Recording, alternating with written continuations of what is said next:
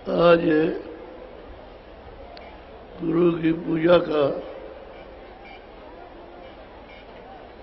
दिन है।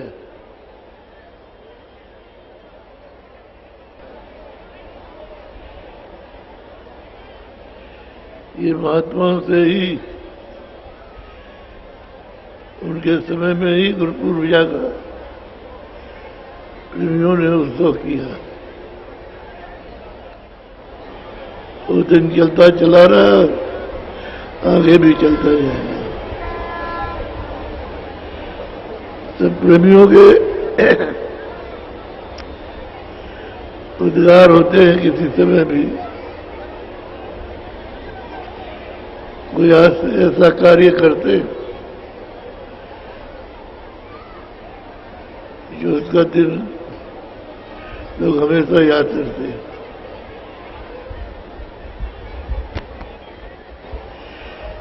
ऐसे समय में हमको प्रार्थना करनी चाहिए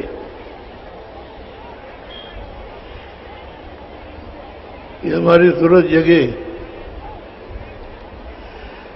और नाम को पकड़े। साधक को चाहिए कि हम भी जोर लगाएं और कृपा भी मिलनी चाहिए। जब कृपा दोनों तरफ से होगी,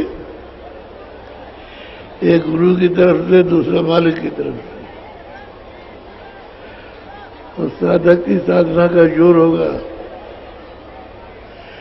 तो सब सूरत के लिए सब सुलभ हो जाता है। उधर की भी कृपा नहीं ली, इधर की भी। साधन जो लगाता है तो उससे काम नहीं बनता, नहीं बनता।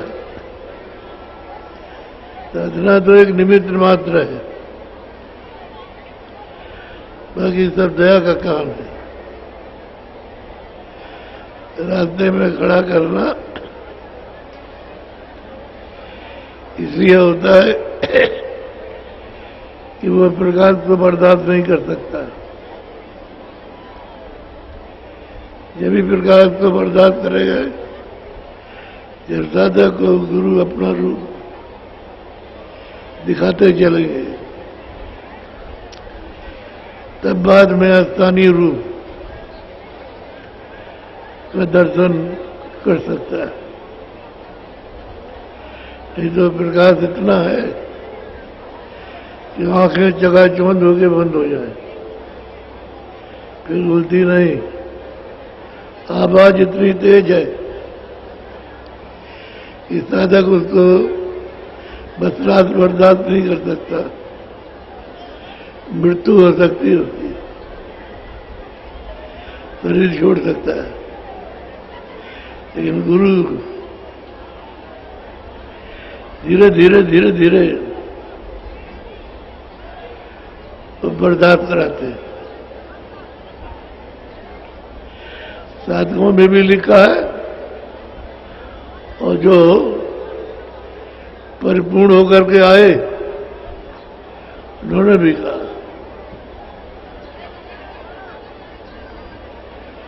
ऐसे समय में दृढ़ प्रतिज्ञा होना चाहिए। एक तो हम साकारी रहेंगे, किसी जीव जंतु या किसी मनुष्य का नुकसान नहीं करेंगे। इन्हीं उसको जान से नहीं मारे। करना तो अच्छे के लिए दी जा सकती है, जान से नहीं मारा जाता। लोग जरा से क्रोध में जान से मार देते हैं, फिर नहीं सोचते हैं कि इसका परिणाम क्या होगा।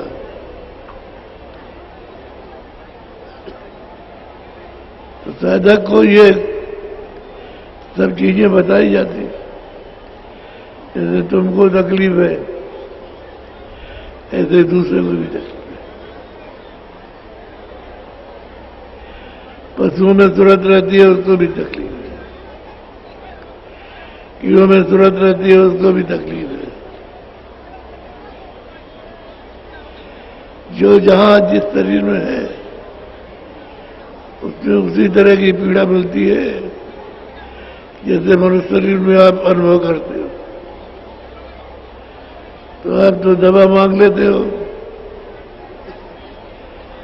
कि इस दर्द की दवा दे दीजिए, लेकिन पशु तो कह नहीं सकते। डॉक्टर बनाए गए लेकिन फिर भी पता नहीं लगा पाते कि कहां पर दर्द है। जैसे मनुष्य का उंगली में दर्द होता है, दांत में दर्द होता है, पैर की हड्डी में दर्द होता है, तो शरीरों के अलग अलग अंगों में जो दर्द होता है उसको वहीं महसूस होता है, यहां दर्द हो रहा है। ऐसे ही पशुओं को भी, उनको भी उस दर्द का अनुभव वही होता है जहां हो रहा, लेकिन वो मांग नहीं सकते दवा कि उनको यहां दर्द हो रहा है, दवा दे दीजिए। आप मांग लेते हो क्योंकि आप में तत्व पूरे और पशु पंछियों में तत्व कम, इस वजह से तो आज अच्छा दिन है याचना करने का। ऐसी कृपा और दया की जाए इस साल भर के अंदर हमारी सूरत शब्द को पकड़ ले और चढ़ने लगे। तो जब आप प्रतिज्ञा करोगे, करने के साथ साथ, तब तो वो कामयाब होगी। खाली मुंह से कह दिया और किया नहीं तो उसमें आपको सफलता नहीं मिलेगी, क्योंकि मुंह से तो कह दिया और मन और चित्त और बुद्धि तो उस तरफ लगे नहीं, तो असफल है बात। जिस चीज को कहो उससे क्रिया करो। कि हमको आंख से देखना है, कान से सुनना है। जब आप रहोगे उसमें तो दया मिल जाएगी, तब दया मिलती है। और साधुओं को, स्त्री पुरुषों को दया मिल रही है और जगह जगह सुनने को भी मिलता है कि साधक ऐसी साधना करते हैं जिनको अपने तन का होश नहीं है। और ये तो बात है ही, जब शरीर छोड़ेगी तुरंत तो शरीर का आभास नहीं रहे, क्योंकि जिसमें बैठी थी उससे ऊपर हो गई, निकल गई शरीर। और वहां का आनंद, लेकिन क्योंकि श्वास की पूंजी यहां रुकी पड़ी हुई है, तो वापस आएगी तब श्वास की पूंजी चलेगी। नहीं उतने दिनों तक, जब तक ऊपर में जितने घंटों रहेगी श्वास बंद रहेगी। श्वास तुरंत के साथ निकलती है, तो तुरंत यहां रहता नहीं तो श्वास नहीं निकलेगी,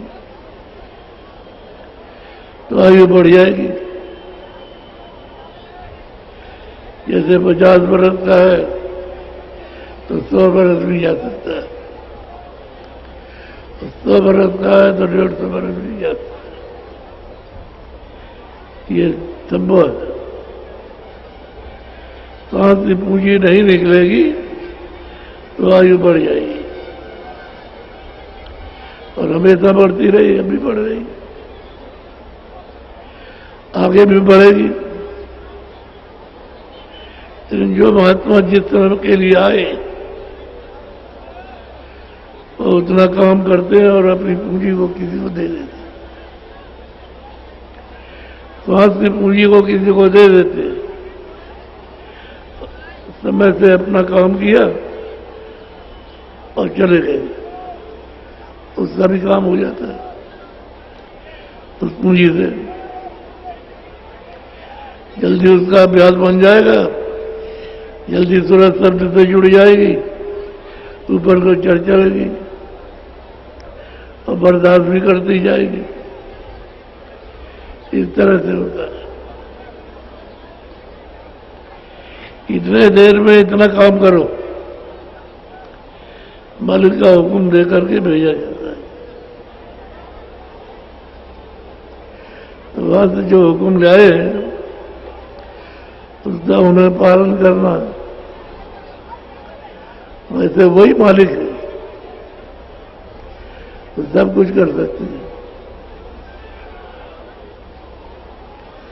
आपके लिए तो वो मालिक ही है।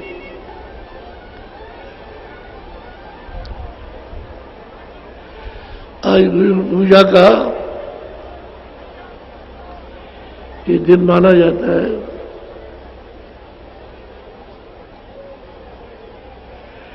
साधकों को दृष्टि से पूजा करना, एक तो दो आंखें और एक अंदर में तीसरी आंख है। तो सच्ची पूजा तो तीसरी आंख में होती है। बाकी दो आंखें हैं तो पूजा शरीर की करती है, चेतनता का नहीं कर सकता। और उसकी दृष्टि जो अंदर की है वो चेतन पूजा, गुरु की सच्ची पूजा करते हैं। जहां गुरु बैठे हुए हैं प्रकाश में है, वहां रोशनी में नहीं है, अंधेरे में नहीं बैठे, प्रकाश में बैठे हुए। वहां भी उजाला, उनके चारों तरफ भी उजाला ही उजाला है। और गुरु का वो जो दरबार है, जब गुरु के दरबार में जाओगे तो ऊपर भी दिखाई देता है, नीचे भी दिखाई देता है, दोनों तरफ दिखाई देता है। तो ऊपर तो नीचे से ऊपर आया, ऊपरी उसको जाना। तो साधक जब गुरु का दर्शन करता है तो नीचे का नहीं, अर्जी और प्रार्थना ऊपर जाने की,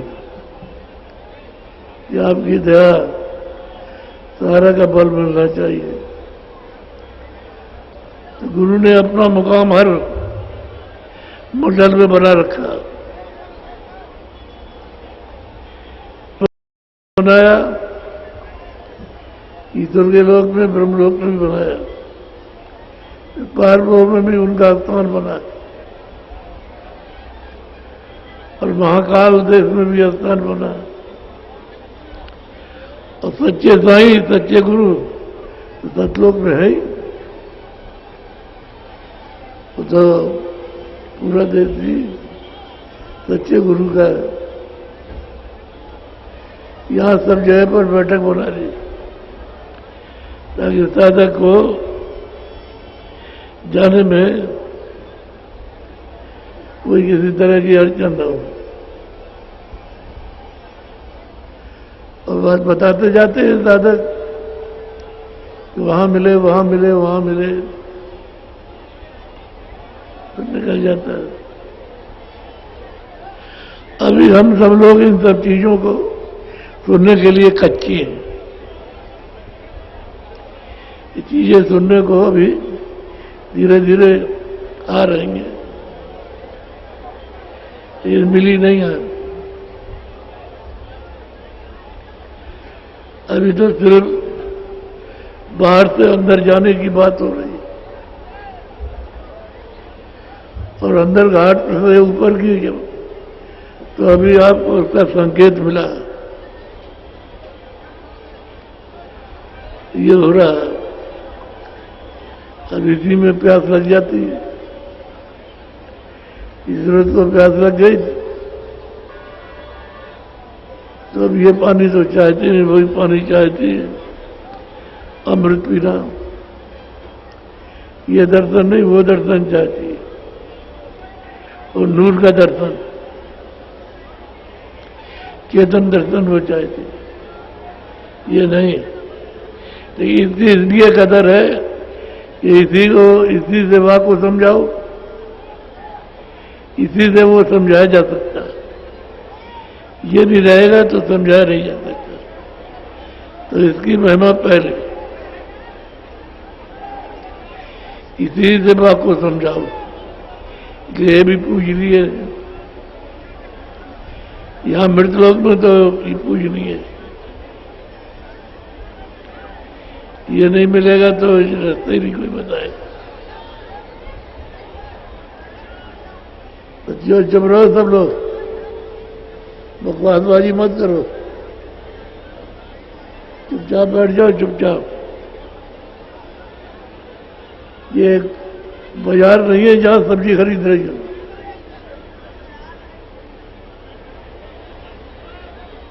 तो मैं आए बैठने में इतना शोर मिलूं।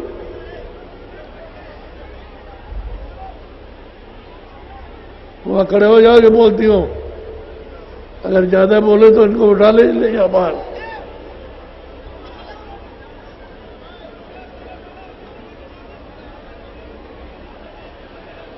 जय गुरुदेव। अरे किसी को भूत लगा है तो सब क्यों चिल्लाती? एक को लगा हुआ, इनको रोज कहा जाता कि डाक बंगले में भूतों को भोजन दिया जाता, भाग जाएंगे। तो मारी जाती है 8 बजे और यहाँ खाना होता है। तो भूत लगा हुआ है तो बात कर रही है।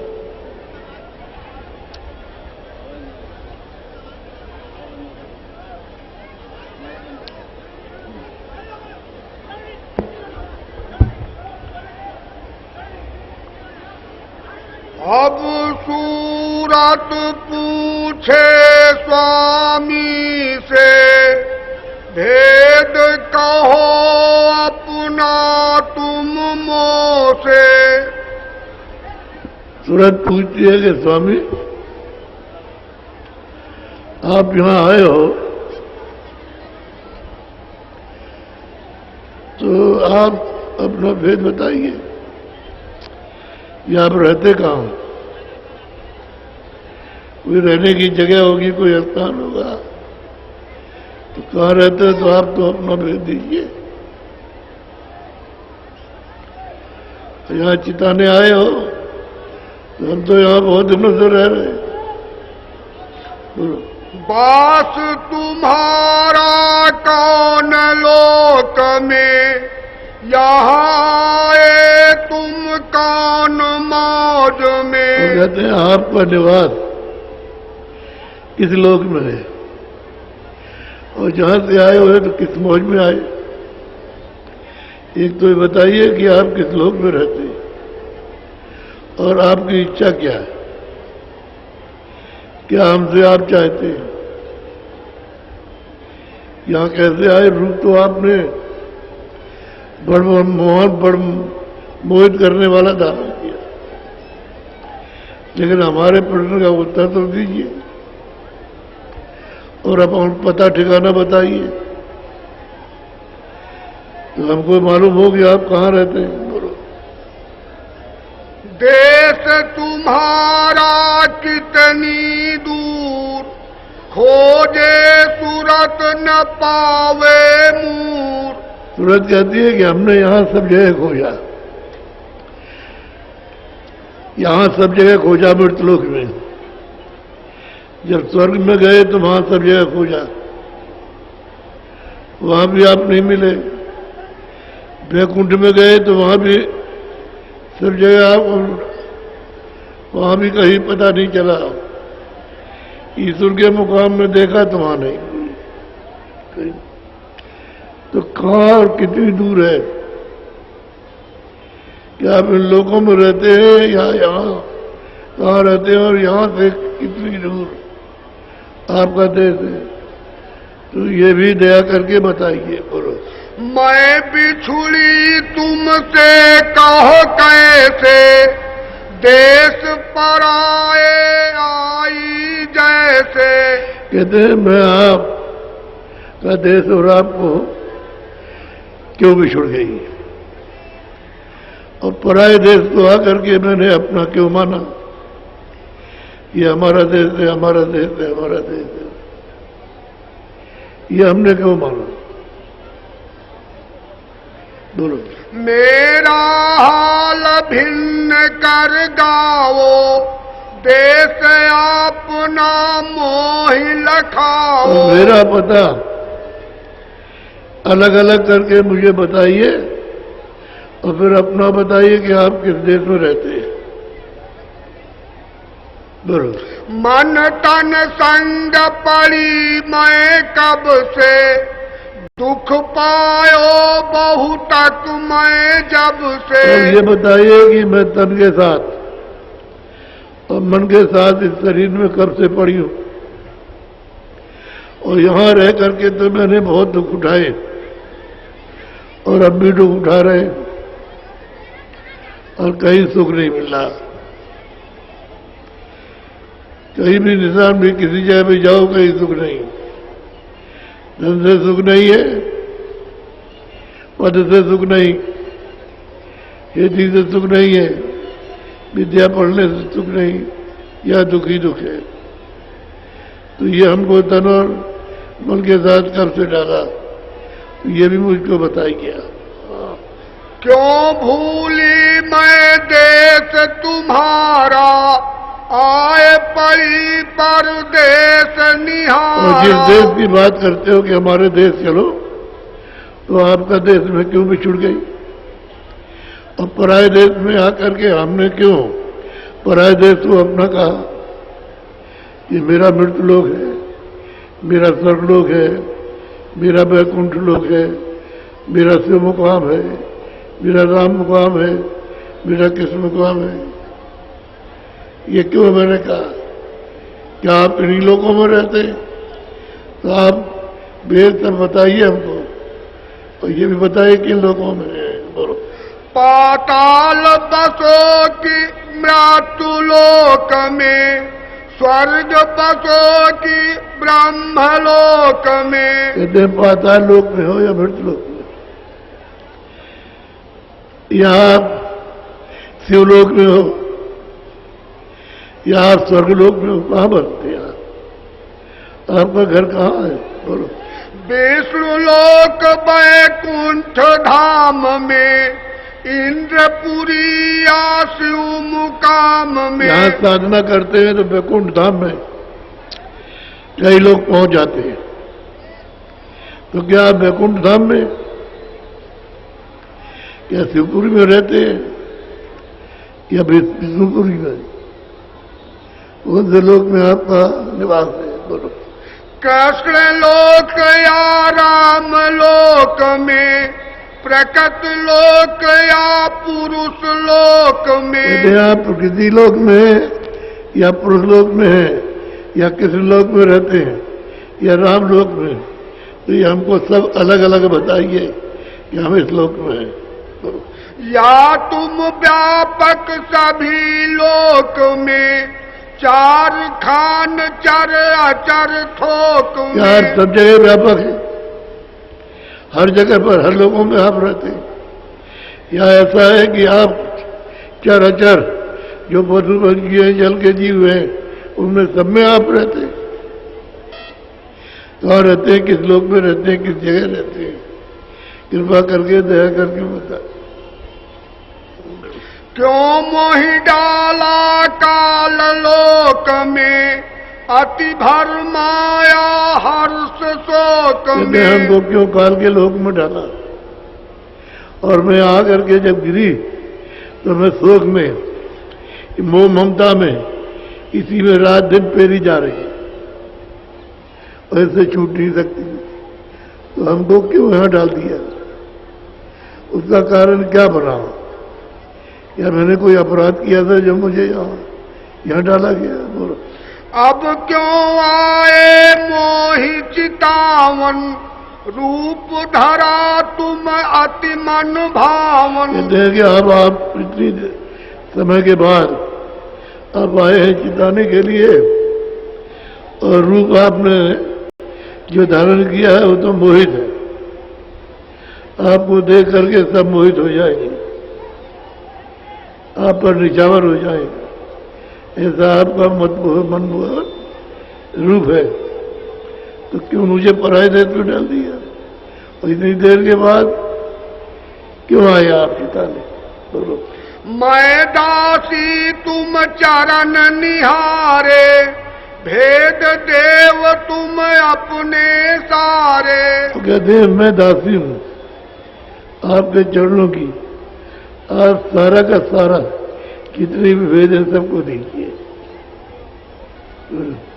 तब हंस शब्द सुआबी बोले, सुनो सूरत तुम मैं कहूँ खोले। अब स्वामी बहुत प्रसन्न हुए कि तूने हमसे पूछा है तो हम सब खोल करके तुझको बताऊंगा, तुम उसको सुन। बोलो। जो तू पूछे भेद हमारा, कहूँ सभी अब कर विस्तार। तूने हमारा भेद पूछा है तो मैं सभी सब तरह का मैं तुझे पूरा भेद बताऊंगा। मैं हूँ अगम अनाम अमाया, रहूं मौज में अधर समाया। अब कहते हैं कि मैं अगम हूं, अनाम हूं, मेरा कोई ना, माया से रहित हूं और मैं अधर में रहता हूं, मेरा कोई भेद नहीं जानता है, कोई नहीं पहचान सकता।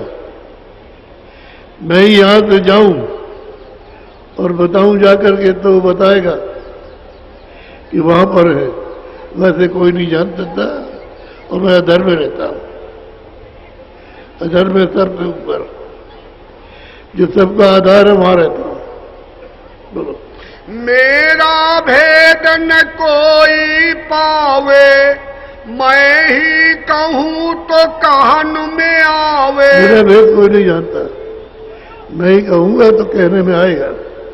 जब मैं यहां से भेजूंगा अपने बोध में, तो वो सूरत नीचे सबको बताएगी, ये रास्ता है, इस तरह से चलो, हम तुम्हारी मदद करेंगे और घर पहुंचाएंगे।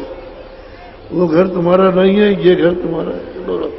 प्रथम अगम रूप मैं धारा, दूसरे अलख पुरुष हुआ न्यारा। पुरुष कहते हैं कि पहले मैंने अगम रूप धारण किया, दूसरा अलख रूप धारण किया, और तीसरा सतरूप, सतरूप सतलोक में धारण किया, जो सतनाम है, ये धारण मैंने किया।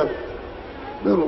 तीसर सत्य पुरुष मैं भया, सत्यलोक मैं ही रच लिया। कहता तीसरा मैं ही सतपुरुष हुआ हूं, मैंने वहां पूरी रचना की, अगम लोक की, अलग लोक की और सतलोक की। और ये बड़े बड़े लोक हैं, इससे ऊपर से सबसे नीचे जो है अगम लोक, और फिर अलग लोक, उसके बाद सतलोक। बाकी जो नीचे का विस्तार है वो तो सतलोक से नीचे से होगा। बोलो। इन तीनों में मेरा रूप, यहाँ से उतरी कलायनूप। इन तीनों में मेरा रूप है, एक मैंने बैठाया अगम लोक में, एक अलग लोक में, एक सतलोक। जो यहाँ आएगा वो धीरे से वो अलग लोक में पहुंचेगा, उसके बाद अगम लोक में, तब वो हमारे यहाँ आएगा। ऐसे क्योंकि मेरा प्रकाश बर्दाश्त नहीं कर सकता, तो यहाँ क्या करेगा? क्या कहते सतलोक का प्रकाश और शब्द बर्दाश्त करे, फिर अलग लोक का, फिर अगम लोक का, तब यहाँ का प्रकाश और यहाँ का शब्द सब बर्दाश्त कर सकता है। ऐसे नहीं। बोलो। यहाँ तक निज कर मुझको जानो, पूर्ण रूप मुझे पहचानो। कहते यहाँ तक मैं रहता हूँ, यहाँ मेरा रूप, यहाँ पहचान निभाएगा कि मैं किस तरह का, इनमें कितना प्रकाश है, उनमें कितना प्रकाश है, उनमें कितना प्रकाश है, कितना शब्द उनमें है, कितना उनमें है, कितना उनमें, तो ये मालूम होगा कि कितना शब्द और प्रकाश कितना होगा। इनमें तेरा मेरा रूप है और यहां से मुझे पहचाने, बाकी यहां से उतार होगा नीचे। अंश दोय सत पुरुष निकारी, ज्योत निरंजन नाम धरारी। दो अंशों को निकाल के बाहर किया, एक पुरुष एक नारी, और उनका नाम रखा निरंजन। उस शहद दल कमल में बैठा दिया और झंझरी द्वीप में नारी को, दोनों को यहां जाकर के बैठा दिया। तो जब इन्होंने नीचे ला करके मंडल बना के इनको बैठाया, तो फिर उसके ऊपर में ब्रह्म को बैठाया, पर ब्रह्म को, फिर सतलोक के नीचे ही मां काल वो लोक को उन्होंने स्थापित कर दिया। सबसे नीचे इनको भेजा, निरंजन को और माया को। यह दो कला उतर कर आई, झंझरी दीप में आन समाई। देख यहाँ दोनों कलाएं उतर के आई है, एक झंझरी दीप में बैठ गई, दूसरी से दल में बैठ गई। यहाँ बैठ करके बोलो, यहाँ बैठ त्रिलोकी रची, पांच तीन की धूम अब मची। कहते हैं यहाँ बैठकर मसाला तैयार उन्होंने किया, मसाला तैयार किया इन्होंने अपने लोग का भी। नीचे ब्रह्म है, तीन वैकुंठ है, स्वर्ग है, और नीचे मृतलोक है। इसका मसाला उन्होंने तैयार किया। बोलो, तीन लोक से मैं रहूं न्यारा, चार पांच छा में विस्तारा। कहते हैं कि भाई तीन लोग से तो मैं न्यारा हूं, अलग, मैं यहां रहता ही नहीं। तूने पूछा कि यहां रहते हो कि यहां नहीं, मैं किसी लोक में नहीं रहता हूं, न चर में हूं न अचर में हूं, न यहां सब जगह व्याप्त हूं, लेकिन तो इनसे परे रहता हूं। यहां कौन रहता है? बोलो, तीन लोक एक बूंद पसारा, सिंध रूप मैं अगम अपारा। तीन लोक में एक बूंद पसारा, एक उस समुद्र की एक बूंद।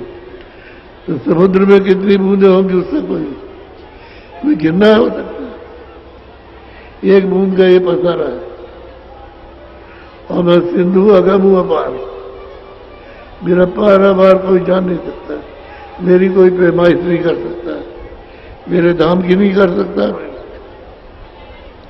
बोलो, मैं न पताल स्वर्ग नहीं मिलता, ब्रह्मा विष्णु महेश न जुगता। मैं पाताल में हूं,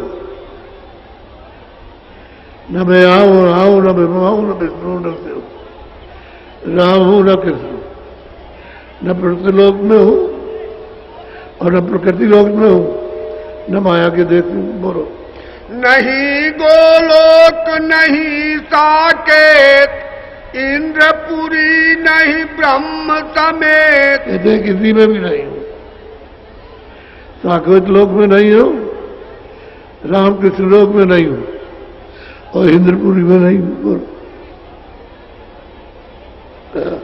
तीन लोक व्यापक मैं नहीं, बूंद एक मेरी यहाँ रही। कहते तीन लोक में मैं व्यापक नहीं हूं।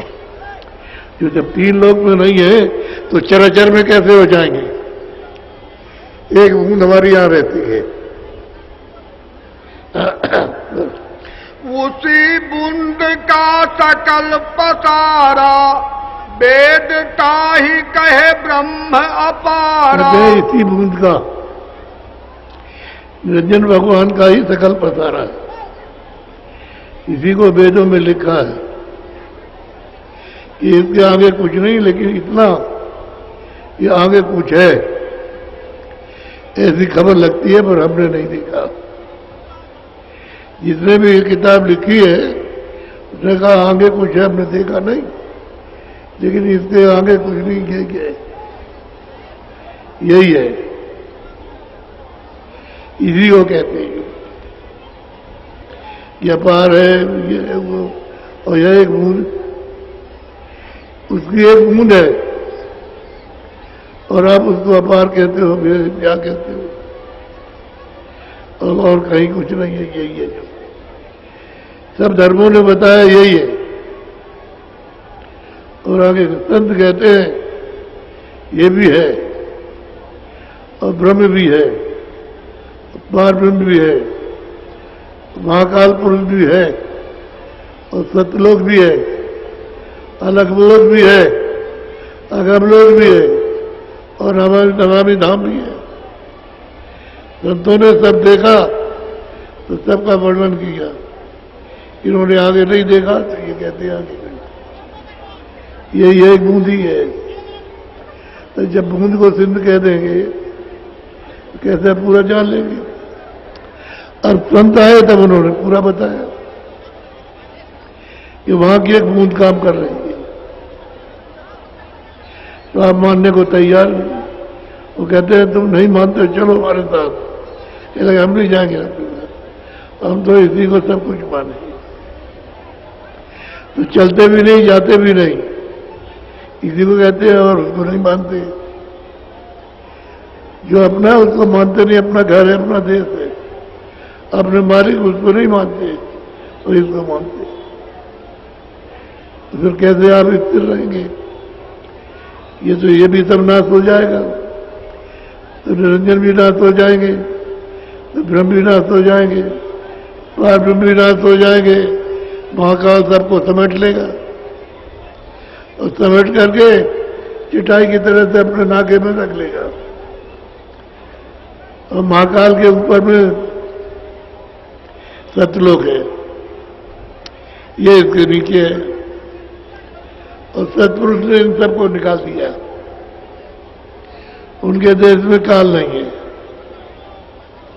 इसलिए सूरज तू डर मत।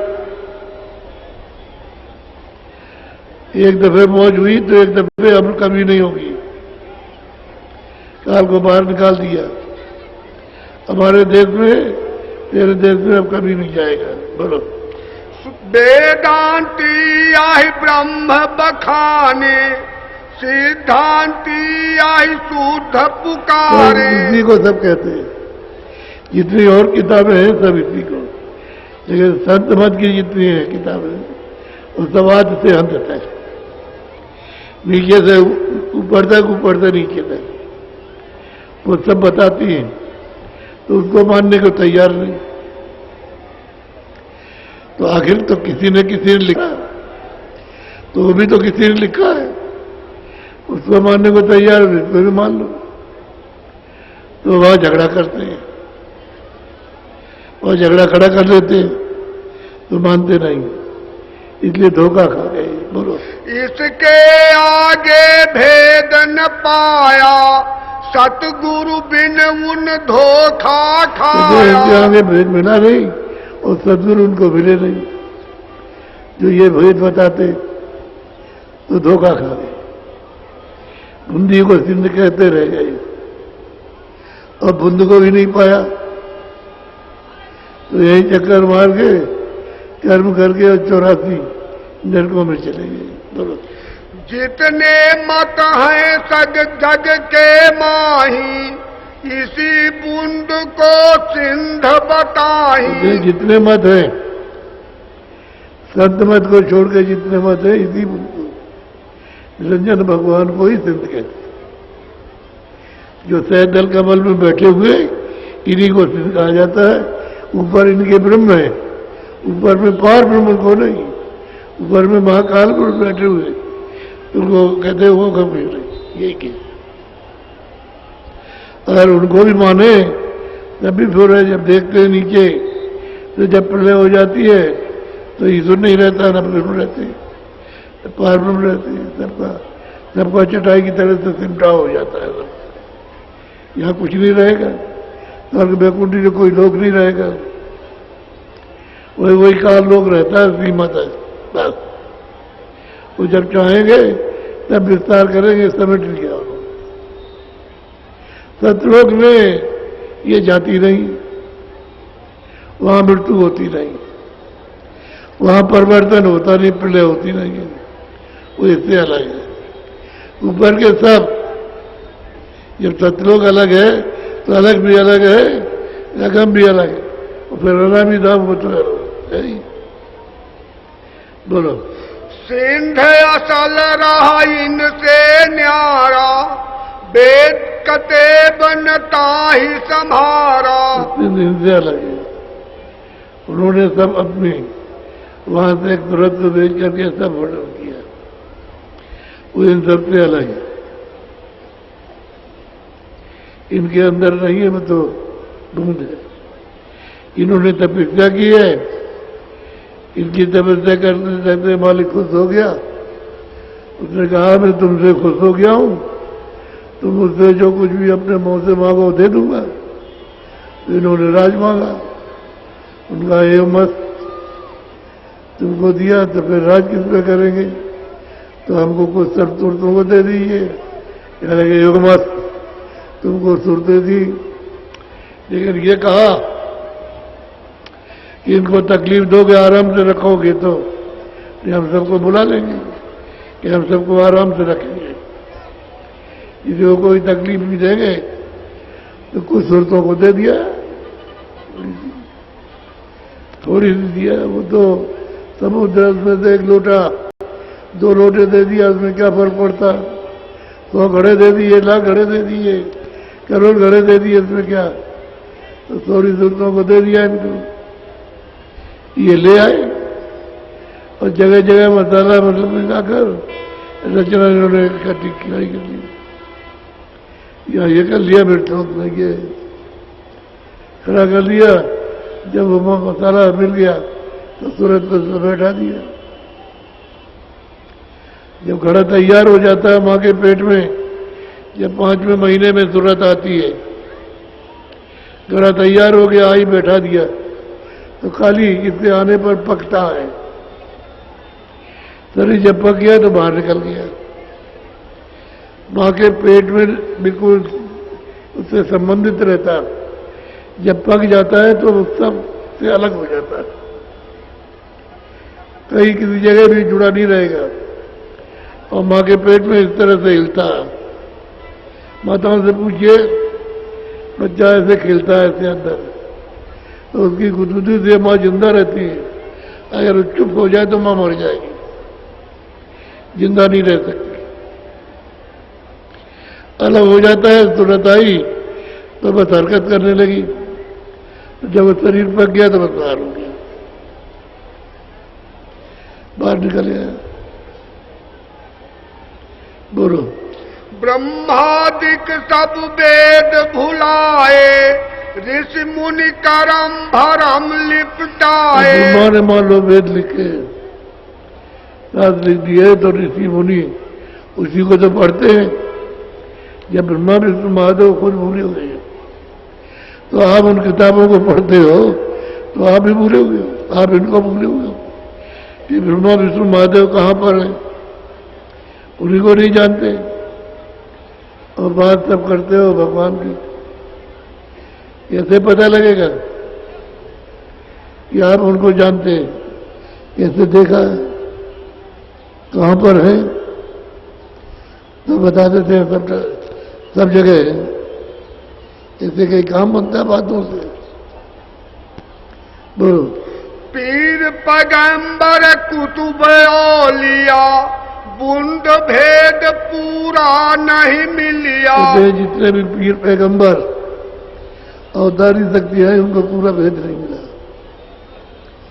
बस यही से किसी ने 1 को, किसी ने 2 को जानकर वो यही रहे। ऊपर के जब भेद नहीं मिला तो जाएंगे कैसे?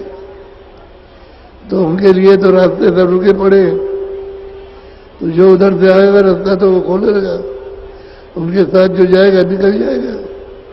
ऐसे कैसे कोई जा सकता है? बोलो। सुनो सूरत तुम अपना भेद, तुम हम में थी सदा अभेद। आप सूरत से कहते हैं कि देख तू अब सुन ले हमसे अपना भेद, तू हम में थी अभेद। मुझ में और तुझ में कोई भेद था नहीं,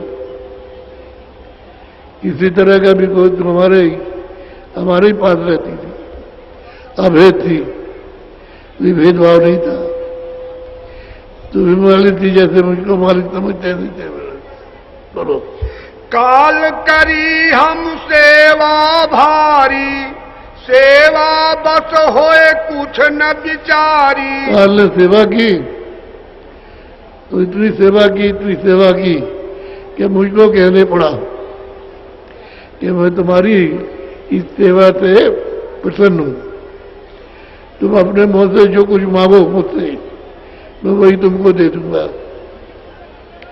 तब इसने मांगा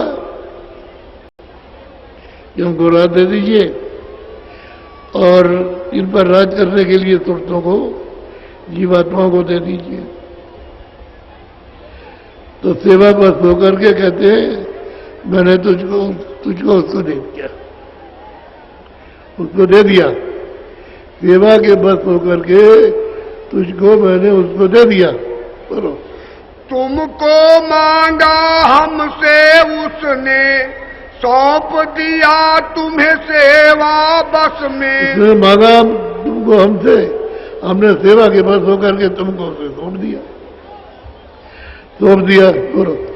काल लाए तन मन में घेरा, दुख सुख पायो तुम बहु तेरा। कहते काल यहाँ ले आया और ले करके यहाँ शरीरों में, इस तन मन में यहाँ करके घेर लिया। अब वहां से जब से जन्म मरण होता तब से हम दुखी है, हमको सुख नहीं मिला।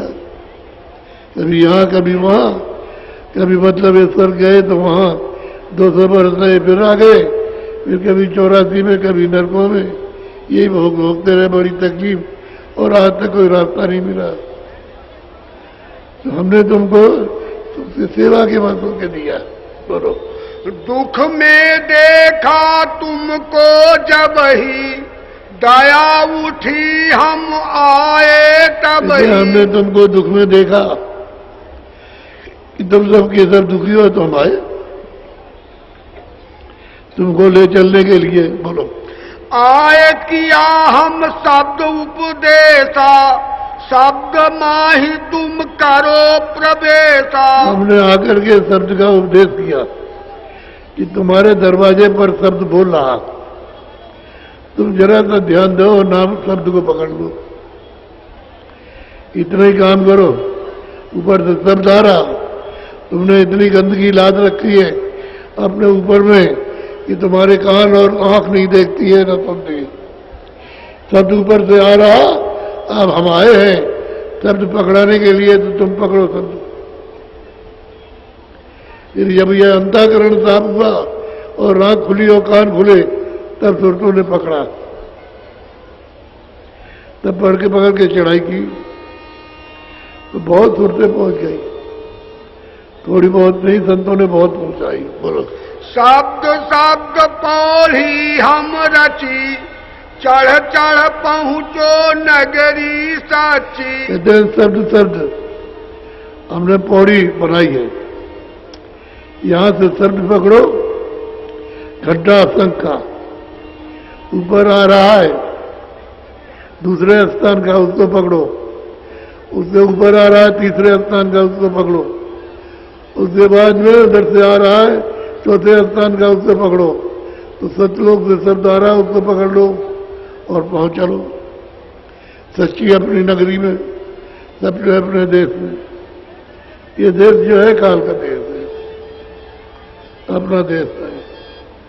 तो हमने सीढ़ी बना की चढ़ने के लिए चढ़ जाओ, ऐसे उतर के आए हो, इसी सीढ़े से उतर आए और तुमने यहाँ गंदगी को जमा कर लिया, गंदे हो गए। अब गंदगी हटती नहीं तब तक तुम जगते नहीं। आंख नहीं खुलेगी, कान नहीं, गंदगी हट जाएगी तो कान खुल जाएगी, आंख खुल जाएगी। फिर पकड़ के चढ़ो, चढ़ चढ़ करके चलो और घर पहुंचो अपने सच्चे देश में। बूंद देश को छोड़ो अब ही, सिंध देश चल खेलो तब ही। बूंद देश को अब छोड़ दो, हम आए और चलो अब सिंध देश में चल के खेलो, आनंद लो। वहां कोई मरता जलमता नहीं है, सदा आनंद एक रस, वहां एक रस रहती है, अस्थाई है, कभी उसका विनाश नहीं होता। हम इसलिए आए तुमको ले चलने के लिए। बोलो। बूंद देश त्रिलोकी जानो, रचन मुरक्कब यहाँ पहचानो। ये बूंद देश त्रिलोकी है और यहाँ मिलोरी, ये तत्वों की मिलोरी है। इसमें जीवात्मा को बंद किया, कहीं पर सूक्ष्म, कहीं पर उससे थोड़े मोटे, कहीं उससे मोटे, कहीं उससे मोटे, कहीं उससे मोटे, और सबसे मोटा है मनुष्य। ये खोल है, इसी में पशु पंछी सब आ जाते हैं, जल पृथ्वी अग्नि वायु आकाश, इसमें सब के सब आ जाते हैं। इस खोल में ला करके बंद कर रही है। मुफरत रचना तुम्हारे देश, सत्य सत्य जहाँ सत्य संदेश। कहते हैं निकालित रचना तो तुम्हारे देश में है, और यहाँ मिलोनी जो है ये तत्वों की है, गंदगी की मिलोनी है, इसमें ला करके तुमको बंद कर दिया। अब तुम गंदगी हटा नहीं सकते, इसलिए हम आए कि गंदगी हटाएं और सबके साथ जोड़े और ले चले।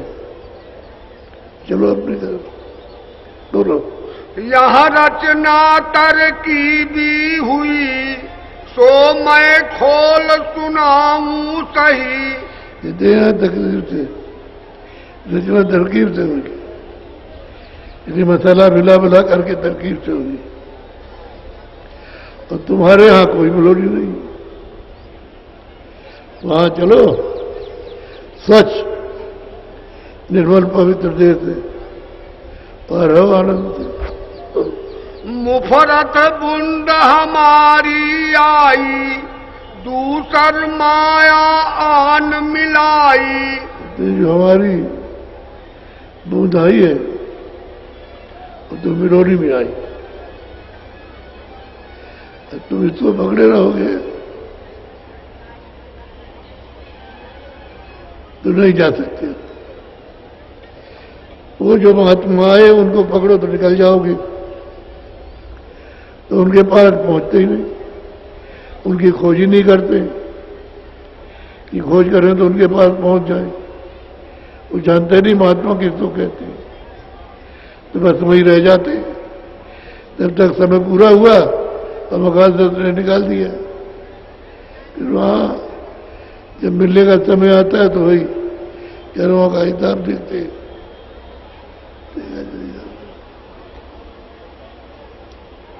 बोलो। 5 तत्व तीनों गुण मिले, ये सब 10 आपस में रले। बस बस जय गुरुदेव।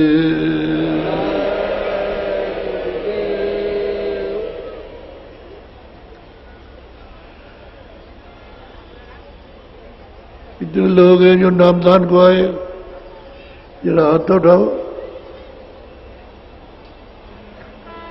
आप हाथ गिराओ, कितने लोग फिर उठाओ। ये तो बहुत लोग आए नीचे।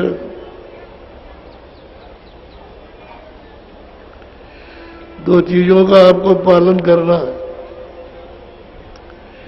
एक तो शुद्ध शाकाहारी रहना।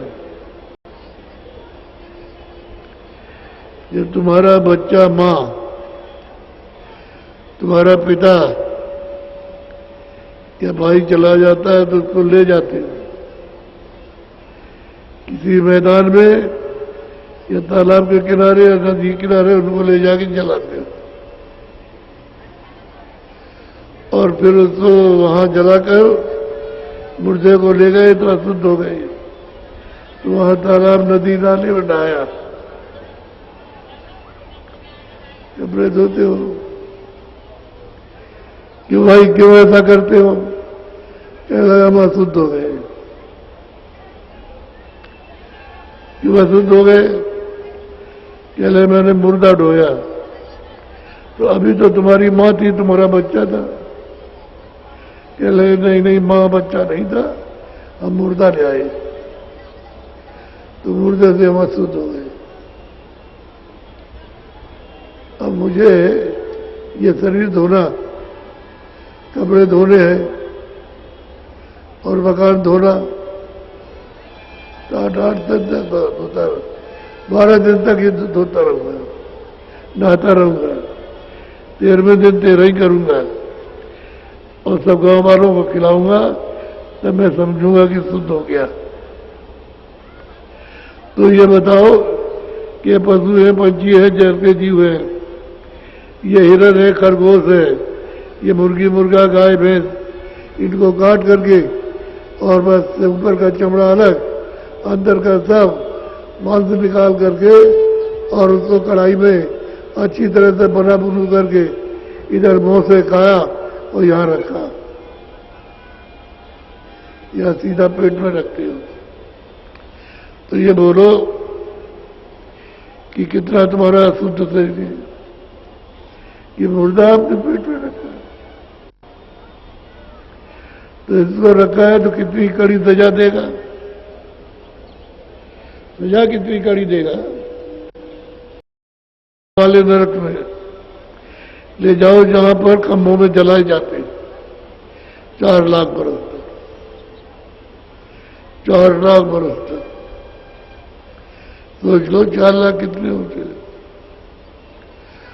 और जब ये पूरा हो जाए तो वहां है कि उस नाम वाले नरक में ले जाओ 1 बरस के लिए 1 लाख बरस के लिए काटो, तो दिन रात कटाई हो रही है। इधर जोड़ते जाते, काटते जाते, जोड़ते जाते, ऐसी मशीनें चलती रहती है लाखों बरस तक। जब ये सजा पूरी हो जाए तो उसी में नीचे लिखा हुआ है कि उस नाम वाले नरक में ले जाओ 10,000 बरस के लिए चढ़ाओ। तो तुमको तो मौका सतयुग त्रेता द्वापर कलयुग चलाएगा मिलेगा ही, और 1 सेकंड को आपको फुर्सत नहीं कि आपको फुर्सत मिल जाए। तो ये आफत को क्यों आप पाते? अरे जीवात्मा की रक्षा करो। हम तो आपको हित के लिए समझा रहे हैं और सही सही चीज बता रहे हैं कि आप अपनी जीवात्मा की रक्षा करो, निकालिए होने वाला है। ये दबदबा जो है ये गिरने वाला है, वो तैयार खड़ा हुआ है ले जाने के। तो अच्छा है कि तुम साकारी हो जाओ और ये रास्ता चल दो। फिर ये सुनने को आपको मिलेगा नहीं। और कोई नशा मत करो जिससे बुद्धि पागल हो जाए और माँ को, बहन को, लड़की को न पहचान करो, उसी को पकड़ने लगे। माँ को पकड़ लिया, बहन को, और कमरे में घसीले लिया जाए। जब लड़की ने समझाया कि तो माँ ये बहन है, तो उसको छोड़ के लड़की को घसीटने लगे। जब 10 आदमी दौड़े और मारा, तब उसको होश आया कि अब ये क्या कर रहे थे। अरे बुद्धि पागल हो गई, तो ज्ञान सुन लो क्या? वो तो सब कुछ कर सकता है। अच्छा इसका क्या दंड होगा? और भी ज्यादा दंड। तो देखो घर घर में, घर घर ये होने वाला लगा और कोई अब बोलता नहीं, चुप है, चुप्पी साथ देता। ऐसा जुग जमाना आया कि बहुत से बोल ही रहे कि जो कुछ भी इज्जत है सब हमारी खत्म तो हो ही गई। जब तुम्हारे घर में ये काम होता है तो खत्म को हो गया। अब कोई थोड़ी समझता है कि माँ है, ये लड़की और बहन है, कुछ नहीं, मुझसे कहते हो और बस करते कुछ। इसलिए आप हुक्का पियो, एक तो शाकाहारी रहो, हुक्का पियो, अच्छे कपड़े पहनो, अच्छा खाना खाओ, अच्छे मकान में रहो, लेकिन शाकाहारी। नशा छोड़ दो, हुक्का पियो, तो जो तुम्हारी बरकत गिर गई वो वापस आ जाए। ईमानदारी मेहनत से काम करो तो सब बरकत वापस, बरकत